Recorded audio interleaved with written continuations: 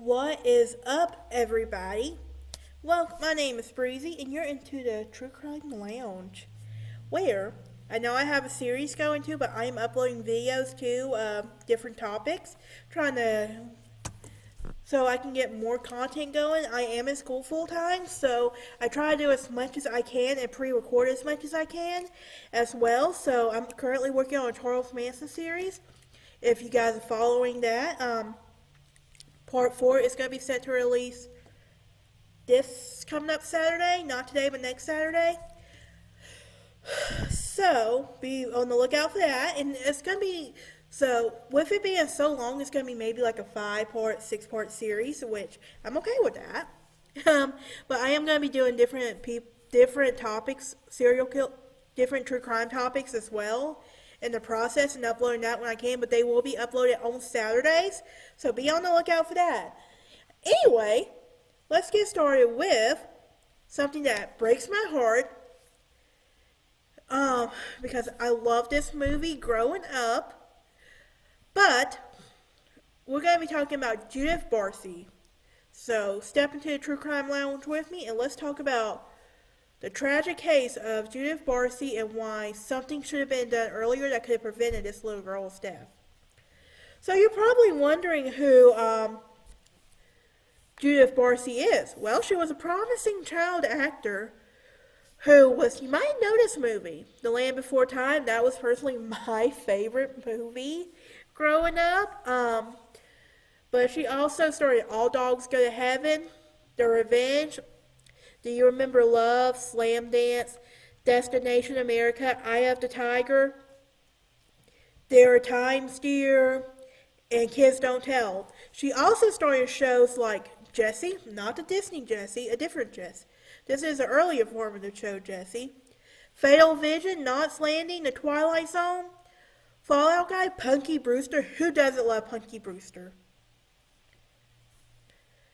Trapper, John M.D. Cheers, The New Gidget, The Love Boats, The Tracy Ullman Show, St. Elsewhere, Growing Pains, ABC After School Specials. So here's my question. Why was her life taken at a young age? Why did people in charge not step in to get her out of this household that she was in, which I'm getting ahead of myself. So let me get started with this a little bit. So, let's see. Judith Barsi was born Judith Eva Barsi on June 6, 1978 in San Fernando Valley, California, to Joseph and Maria Veracruz Barsi. Both of her parents, Joseph and Maria, had escaped communist Hungary after it was occupied by Soviet Russia in 1956. Joseph first came to the U.S. Came to New York and then later moved to California. It was there where he met Maria and they would eventually marry. Barsi's mother wanted her to become a child actress and began training her early in life in 1893 when Barsi was 5 years old. When she was discovered at a San Fernando Valley skating rink, her short stature confused a lot of people and presumed her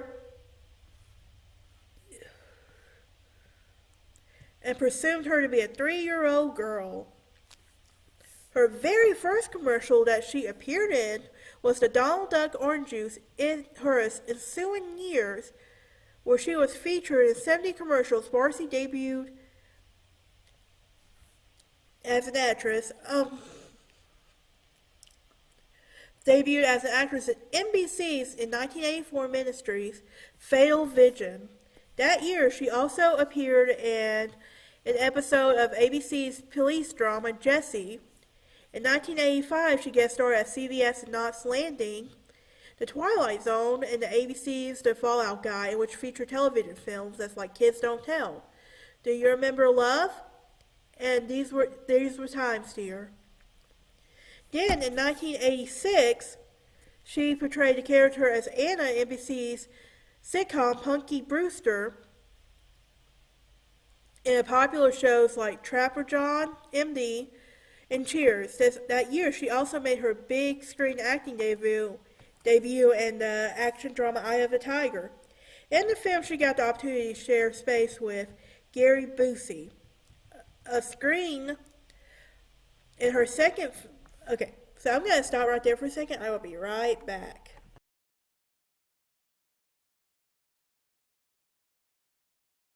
And we are back. Sorry about that. I had to handle something really quickly. But we're back and we're talking about Judith Barsi, a beloved child actress whose life was taken way too soon. So, let's get back. In her second film in 1987 thriller Slam Dance, she worked with Tom Hanks, Mary Elizabeth Mastra. I practiced these names beforehand, guys, I promise you. Master Antonio, we'll go with that. Virginia Madsen and Harry Dean Stanton. The film was shown out of a competition in 1987 Cannes Film Festival between 1987 and 1988. She appeared in 2 episodes of Fox's variety show, Tracy Ullman Show, where she played a character in Growing Pains.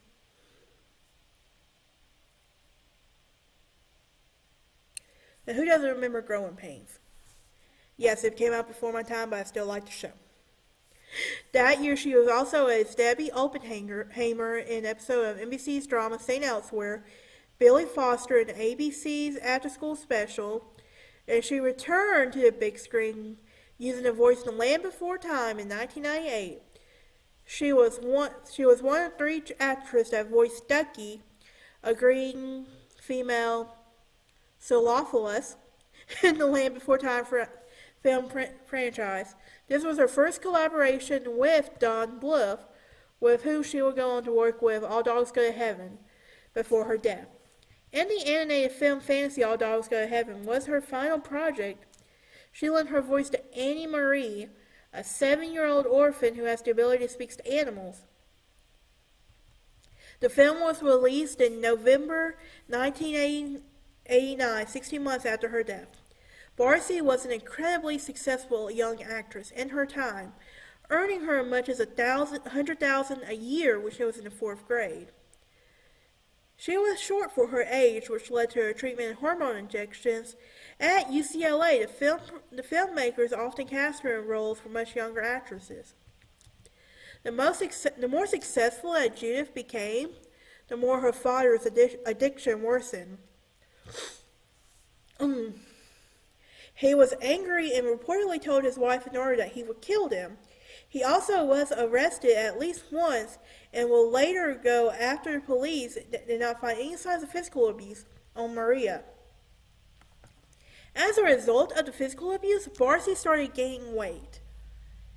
She also was displaying several troublesome behaviors, such as plucking out her eyelashes, and she once confided to one of her friends, saying that her father often hurled her pots and pans at her, and which ended up causing her nose to bleed from stress. She even had an episode of nose bleeding while auditioning for All Dogs Go to Heaven. CPS were immediately called, and Maria told the caseworker that she would divorce her husband. However, this would never go through. On July 25, 1988, Joseph shot both Barsi and Maria, then proceeded to burn their bodies after dousing them with gasoline. Afterwards, he entered the garage and shot himself in the head. Barsi and her mother were buried at Forest Lawn Memorial Park in Hollywood Hills. For $100,000 a year income, her family could buy a modest 3-bedroom house in West Hills area in Hollywood in 1985. A neighbor told the LA Times that Barsi told me 500 times he was going to kill his wife. The neighbor said, I try to calm him down. I tell him, if you kill her, what will happen to the little one? And he goes, I gotta kill her too. Such a cold-hearted man. Other neighbors claimed that he would kill himself and that Judith Barsi would leave Maria to suffer. Many of Maria's friends treated her like she tried to help her, but she refused, even turning down the chance to take refuge at home. In May 1998, Hansen saw for the very first time how bad Judith was. Judith was scheduled for an audition but was crying hysterically and couldn't talk, so Hansen urged Maria to take her daughter to a psychologist.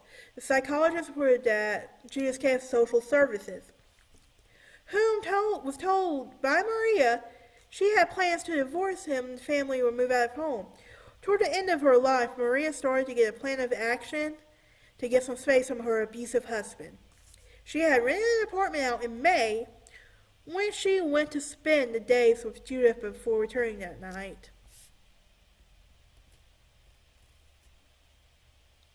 At night, Maria was always hesitant to move out permanently, but it never happened because in July 1988, Barsi shot Judith and her mom before turning the gun on himself. Judith's final role was giving her voice to a little dinosaur Ducky, which was released after she died. Ducky's signature line, "Yep, yep, yep," was placed on her gravestone. On one occasion, Maria brought Judith a kite, which Barsi grabbed the kite, and when the little girl tried to protect her toy, he called her a spoiled brat and broke it in half. Judith was said to be under so much stress during this time she plucked her eyelashes out and her cat's whiskers. Friends said that Judith had complained about her home life, saying, "I'm afraid to go home. My daddy is miserable. My mommy is drunk every day. My daddy is drunk every day, and I know he wants to kill my mother." If you know someone who is being abused or you feel they are being abused, do not be afraid to call for help. This is a serious topic that often goes undiscussed. Child abuse and abuse is not something that we should take lightly. It is often overlooked and it should be spoken about. But nothing ever gets done a lot of times when it is done. Because that person is going to be so a narcissist is going to say the right thing to get the child back into their life and either go harder on that child until that child is physically killed and they can't say anything else. So please, if you know someone who is abused or being abused, do not be afraid to report it. Alright, that is it. I will see y'all next time.